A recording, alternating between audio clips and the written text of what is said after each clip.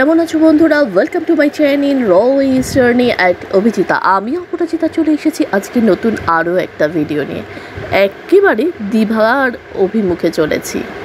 আমাদের সবার প্রিয় জায়গা দীঘা সুন্দরী, সেদিকেই এখন চলেছি। রাস্তা কিন্তু বেশ ভালো হয়ে গেছে, মোটামুটি 4 ঘন্টায় কিন্তু একেবারে দীঘা পৌঁছে যাওয়া যাচ্ছে, জাস্ট 4 আওয়ার্স।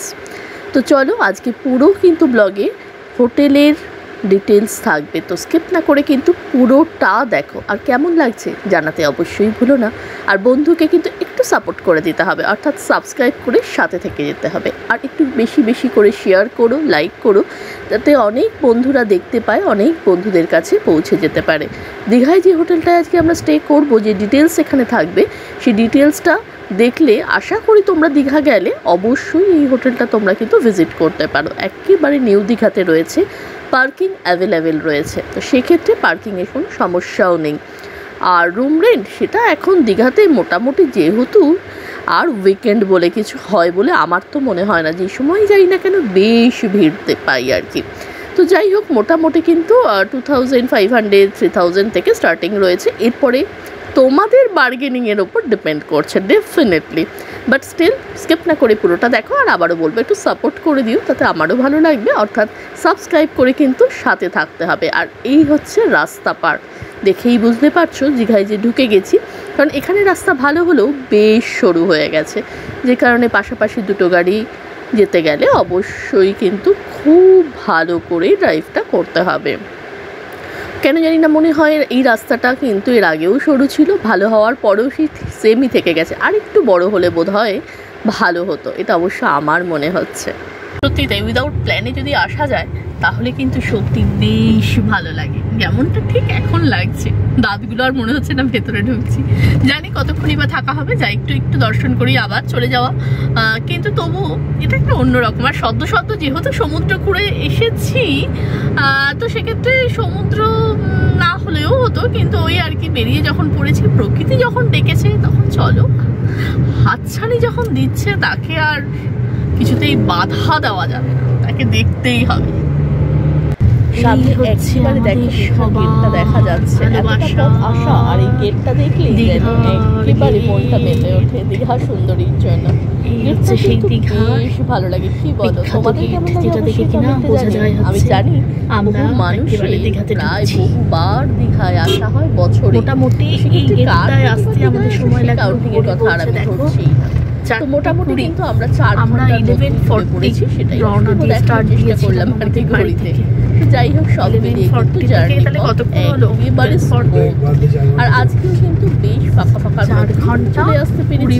তবে দীঘা দর্শনের এখন আরো একটি জায়গা কিন্তু বেড়েছে, আমরা সবাই জানি, সেটা হচ্ছে একেবারে জগন্নাথ আমরা কিন্তু ঢুকে গেলাম। অবশ্যই সেটা নিয়ে সামনে আবার একটা তোমাদের সাথে লাগাতে করবো চেষ্টা। আর এটা কেমন লাগছে অবশ্যই কিন্তু বলো। সুন্দরী দীঘা, ওইদিকে হচ্ছে সমুদ্র বিচ চলে যাচ্ছে, এদিকে সুন্দর একটা পার্ক মতো সাজানো গোছানো রয়েছে। আর এখানে কিন্তু পর রয়েছে হচ্ছে হোটেল, পর হোটেল রয়েছে। আর এইদিকেই হচ্ছে পার্কিংগুলো, কার পার্কিং জোন রয়েছে। আর হচ্ছে সেটা হচ্ছে আমরা যে হোটেলে স্টে করব, সেটা হচ্ছে একেবারে এখানেও বেশ সুন্দর পেঙ্গুইনরা দাঁড়িয়ে আছে পার্কের মধ্যে। আর এই হচ্ছে পবিত্র যমুনা।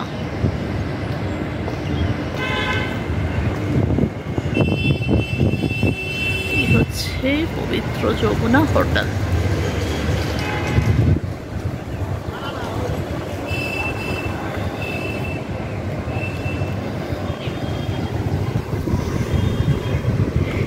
এখানে হচ্ছে পবিত্র যমুনা হোটেল।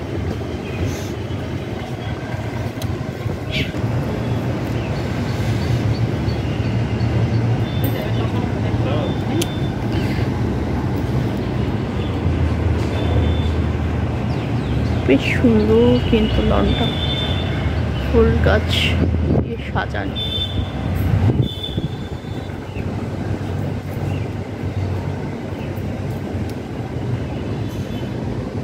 চলো একেবারে লবিতে ঢুকে পড়েছি। বেশ সুন্দর অ্যাম্বিয়েন্স লবিটার, দেখতেই পাচ্ছ বেশ সুন্দরভাবে কিন্তু এখানে সিটিং অ্যারেঞ্জমেন্ট রয়েছে বেশ অনেকগুলো, কারণ ফর্মালিটিস পূরণ করতে করতে তো একটু বসতে হবে, তো সেই জন্যই আসলে। আর এখানে একটা বেশ অ্যাকোরিয়াম রয়েছে যেটাতে কিনা বাচ্চাদের দিয়ে টাইম ভোলানো যাবে, সঙ্গে টিভি রয়েছে। তো সব কিছু মিলিয়ে এই অ্যারেঞ্জমেন্টটা কিন্তু বেশ ভালো লেগেছে, যেহেতু অনেকটা জায়গা জুড়ে এখানে রয়েছে। দেখতেই পাচ্ছ মানুষজন ওয়েটিং করছে, অ্যাজ ইউজুয়াল আমি নিজেও ওয়েটিং করছি, কারণ বেশ কিছু ফর্মালিটিস আছে সেগুলোর জন্য ওয়েট করে যেতে হবে।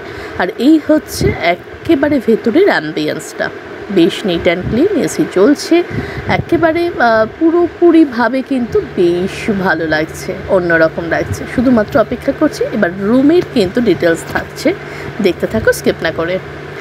লিফটের কাছে চলে এসেছি অলরেডি, এই হচ্ছে ওপরে যাব। এবার যেই ফ্লোরে পেয়েছি আমরা সেদিকেই এখন চলেছি, আমাদের অবশ্যই নিয়ে যাচ্ছেন যিনি আছেন। চলো এসে নেমে পড়েছি, এই করিডোরটা দিয়ে আমাদের যেতে হবে এখন। বেশ কিন্তু বড় হোটেলটা এবং অনেকগুলো রুম নিয়ে অবস্থিত, আর আজকে ফুল কিন্তু রয়েছে হোটেল, তো বুঝতেই পারছো কী পরিমাণে মানুষজন আসে। উপর থেকে চলো একটু সুইমিং পুলটা দেখিয়ে নিই। দীঘাতে আসলে এখন বা মন্দারমণিতে কিন্তু সুইমিং পুল মাস্ট, তো এখানে কিন্তু সুইমিং পুলও রয়েছে এবং বেশ বড় সড়ো সুইমিং পুলটা। দেখতেই পাচ্ছ মানুষজন একেবারে সুইমিং করতে ব্যস্ত রয়েছে। ওপর থেকে না দেখতে বেশ অন্যরকম লাগে, তো সেটাই দেখার চেষ্টা করছি, বেশ ভালোই লাগছে। চলো এবার আর অপেক্ষা না করে চটপট করে চলে যাই, কারণ মেয়ে আর বাবা দুজনে মিলেই আগে এগিয়ে গেছে আমাকে ফেলে। প্রত্যেকবারই এটাই হয়, সেসব দিয়ে আমি তারপরে এসে খুঁজি কোথায় কোথায় অভি করে। এদিকেও কিন্তু আরও একটা লিফট এবং স্টেয়ার্স রয়েছে, ঠিক আমাদের রুমের রাত্রিবাসের জায়গা এটাই 312। এখানেই হচ্ছে আমাদের আজকের মতো ঠিকানা হোক। চলো এই হচ্ছে হোটেলের রুমটা, এবার তোমাদের সবার সাথে একবার দেখিয়ে নিই কীরকম রুম রয়েছে। তো আমরা যথারীতি ডাবল বেডেড রুমই নিয়েছি, এই হচ্ছে ডাবল বেডেড একেবারে রয়েছে প্রয়োজনীয় জিনিসপত্র, দুদিকে দুটো সাইড টেবিল রয়েছে, কুশন রয়েছে। ঢুকেই কিন্তু অ্যাম্বিয়েন্সটা দেখে মনটা বেশ ভালো লেগে গেছে। এখানে দেখতে পাচ্ছ একটা বড় মিরর রয়েছে, আর অবশ্যই যেটা ভালো লাগার জায়গা সেটা হচ্ছে একটা ফ্রিজ দেখতে পাচ্ছি, চোখে পড়ছে মিনি ফ্রিজ আর কি। এখানে দেখতেই পাচ্ছ যে একেবারে রয়েছে টেবিল, যাতে সবসময় খাটে না হলেও বসার ইচ্ছা হলে এখানে একটা সোফা রয়েছে, খুব স্পেসিফিক নয়, তবে ঠিক আছে রুমটা আমাদের জন্য। দীঘাতে আর কতক্ষণই বা রুমে থাকে মানুষে। এই ওয়ার্ড্রপটা রয়েছে, এখানে হ্যাঙ্গার রয়েছে, অ্যাজ ইউজুয়াল যেমন থাকে প্রত্যেকটা হোটেলেই সেরকমই সব কিছু রয়েছে। এখানে যেমন ইলেকট্রিক কেটলি রয়েছে, যেটা খুব প্রয়োজনীয় জিনিস। আর ফ্রিজটা খুলে দেখলাম যদি কিছু থাকে অনেক জায়গাতে কিন্তু গিফট দেওয়া থাকে, তবে সেগুলো অবশ্যই কমপ্লিমেন্টারি যদি থাকে সেটা। আর এখানে কিন্তু ব্রেকফাস্ট কিন্তু কমপ্লিমেন্টারি রয়েছে একেবারে। আর এই হচ্ছে রুমের অ্যাম্বিয়েন্সটা, বেশ কিন্তু হালকা আলোর মধ্যে ভালো লাগছে। এসি তো ডেফিনেটলি রয়েছে, পাখাটাও চালিয়ে দিয়েছি এই কারণেই, কেননা বেশ গরম লাগছে, সেই জন্য পাখাটাও চালিয়ে দিলাম। এদিকে দেখো টিভি ইউনিটটা রয়েছে, এই হচ্ছে টিভি ইউনিট। অ্যাজ ইউজুয়াল মশার উৎপাতের জন্য কিন্তু একেবারে রয়েছে।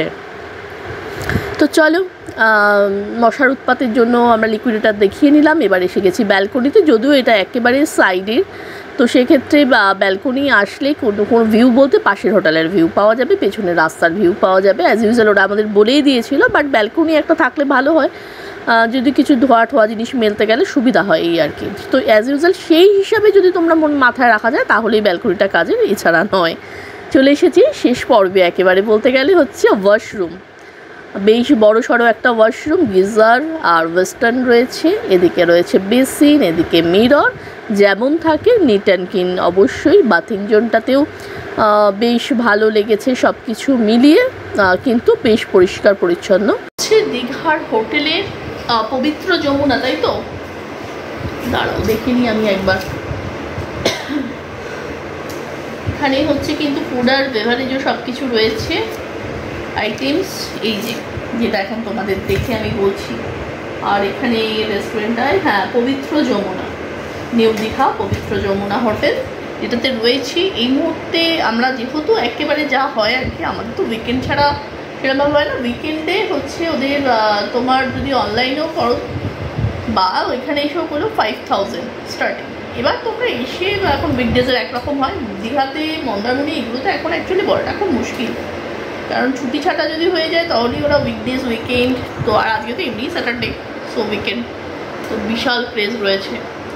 তো মোটামুটি এটা সমুদ্র থেকে কত মিনিট হবে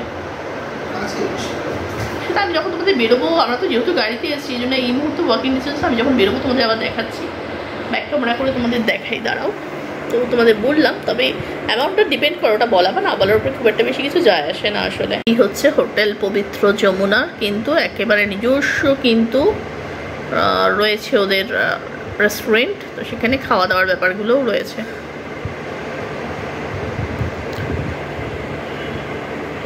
এই হচ্ছে ওদের কন্ট্যাক্ট নাম্বার রয়েছে পবিত্র যমুনার। চলো, তোমাদের বলেছিলাম যে একেবারে কমপ্লিমেন্টারি রয়েছে ব্রেকফাস্ট, তো এই হচ্ছে রেস্টুরেন্টে চলে রয়েছি। তো রেস্টুরেন্টে কিন্তু মোটামুটি ভালোই স্ট্রেংথ রয়েছে, অ্যাট এ টাইম অন্তত বেশ অনেকগুলো মানুষ বসতে পারবে। এরা অলরেডি নিয়ে এসেছে, আর আমি যেহেতু সবসময় লেটে রান করি, যথারীতি লেটে রয়েছি, তো যাই হোক আমি আনতে যাবো আর তখন তোমাদের দেখাবো। এই হচ্ছে কিন্তু রেস্টুরেন্টের ভেতরের অ্যাম্বিয়েন্সটা। তো ব্রেকফাস্ট কমপ্লিমেন্টারি থাকলে কিন্তু বেশ ভালো লাগে, কি বলো, তাই না? আমার তো বেশ লাগে। যাই হোক, চলে এসেছি একেবারে, দেখতেই পাচ্ছ এখানে একেবারে রয়েছে ডিশগুলো, তো সেগুলো নিতে হবে। এখানে হচ্ছে লুচি রয়েছে, গরম গরম লুচি, অনেক কিছু না থাকলেও তবে কিন্তু বেশ কয়েকটা জিনিস ছিল যেগুলো আমাদের সবার পছন্দের। ওদিকে ডাল, এদিকে ডিম সেদ্ধ, এদিকে হচ্ছে পোলাও ছিল, এই হচ্ছে চিড়ের পোলাও ছিল, আর হচ্ছে মিহিদানা, মিষ্টির মধ্যে ডেজার্টের মধ্যে হচ্ছে মিহিদানা ছিল। আর আমার হচ্ছে নেওয়া হয়ে গেছে। আর অবশ্যই কিন্তু এখানে দেখো বাটার জ্যাম রয়েছে, টোস্টেড রয়েছে, তো সেক্ষেত্রে যেটা যার মনে হবে অ্যাজ ইউজুয়াল তোমরা নিতে পারো। আর এই হচ্ছে আমার ডিশ, যা কিনা আজকে আমার একেবারে ব্রেকফাস্ট হতে চলেছে। সব কিছু মিলিয়ে কিন্তু খাওয়া দাওয়া একেবারে গরম গরম আর বেশ সুস্বাদু, কারণ আমি কিন্তু এখানে ডিনারটাও রাতে করেছি। এদের কিচেনের স্টাফদের বলতে হবে মোটামুটির ওপরে বেশ ভালো রান্না করে, এবং চাইনিজ ফুড আমরা ডিনারে নিয়েছিলাম, যদিও সেটার ভিডিও করা হয়নি, এগুলো দিতে পারলাম না, কিন্তু বেশ ভালো ছিল চাইনিজ ফুডটা। আমরা ফ্রাইড রাইস আর চিলি চিকেন নিয়েছিলাম, তো সেক্ষেত্রে কিন্তু রেস্টুরেন্ট থাকলেও সুবিধা রয়েছে, আর ভালো হলে তো কথাই নেই। দীঘা থেকে উদয়পুর ব্রিজ কিন্তু একেবারেই কাছে, মোটামুটি কিন্তু 3 কিলোমিটার। তো বুঝতেই পারছো সময় আর কতটুকু লাগে। প্রচুর কিন্তু ওখানে অটো তোমরা পেয়ে যাবে বা টোটো পেয়ে যাবে, অটো না টোটোই আর কি, সেগুলো নিয়ে চলে আসতে পারবে। আর এই হচ্ছে বেশ বড় কিন্তু পার্কিং জোন রয়েছে, এবং সেটা অবশ্যই ফ্রি। আমরা না জানাতে বাইরে রেখেছিলাম, এবং তার জন্য আমাদের 50 টাকা পেমেন্ট করতে হয়েছে। যাই হোক, আমরা যেটা ভুল করেছি তোমরা ডেফিনেটলি সেটা করবে না। আর অবশ্যই কিন্তু এখানে রয়েছে, দেখতেই পাচ্ছ ঢুকে পড়েছি, বেশ অনেকগুলো ফুডের স্টল কিন্তু চোখে পড়ছে, যেখানে সকাল সকাল এসে ব্রেকফাস্ট করতেই পারো। এছাড়া লাঞ্চ তো ডেফিনেটলি। বেশ জামা কাপড়ের পসরা নিয়েও কিন্তু দোকানিরা উপস্থিত, অর্থাৎ জিনিসপত্র না নিয়ে আসলেও স্নান টান করে ভিজে গেলে এখান থেকে জামা কাপড় একেবারে কিনে নিয়ে পরে চলে যাওয়া যেতে পারে। সানগ্লাস থেকে শুরু করে, টুপি থেকে শুরু করে, রোদের জন্য বাঁচার জন্য প্রত্যেকটা সরঞ্জাম কিন্তু এখানে রয়েছে। উদয়পুর বীচটা কিন্তু আমার বেশ ভালো লাগে, আর সকাল সকাল আসার জন্য আরও ভালো লাগছিল, কারণ বেশ ফাঁকা ছিল। যদি ফাঁকায় ঘুরতে হয় তাহলে আমি অবশ্যই বলবো সকাল সকাল চলে আসছে, কারণ বেলা যতই বাড়তে থাকে ততই কিন্তু হইচইও বাড়তে থাকে। কারণ দীঘায় সে অর্থে স্নান করা বা বিচে বসে খাওয়া দাওয়া, বন্ধুদের সাথে আনন্দ করা যথারীতি সেটা সেরমভাবে করা যায় না, তো যেটা উদয়পুর বিচে করা যায়। আর এখানে অনেকগুলো স্পোর্টস কিন্তু হয়, দেখতেই পেলে অলরেডি হচ্ছে এই যে স্পিড বোটগুলো কাঁধে চেপে চলেছে, তো এক এক করে আসছে। যেহেতু একেবারে আর্লি মর্নিং আমরা ঢুকেছি বলে এরাও এখনও পর্যন্ত সাজ সরঞ্জাম করে তৈরি হচ্ছে।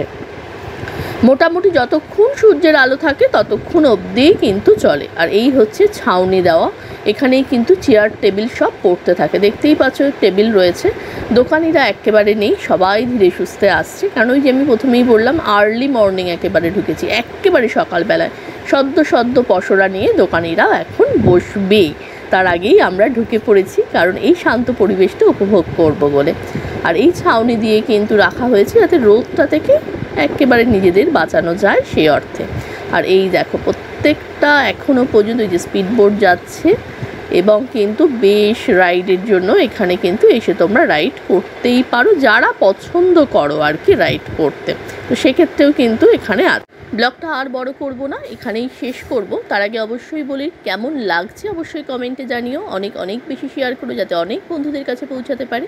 আর অবশ্যই লাইক করে দিও আর একটু সাপোর্ট করে সাথে থেকে যাও, অর্থাৎ সাবস্ক্রাইব করে কিন্তু সাথে থাকতে বন্ধুর ভুলো না, তাতে আমারও একটু ভালো লাগবে। আর একটা সাবস্ক্রাইব করলে তোমাদেরও কোনো রকম কিছু পেমেন্ট করতে লাগে না।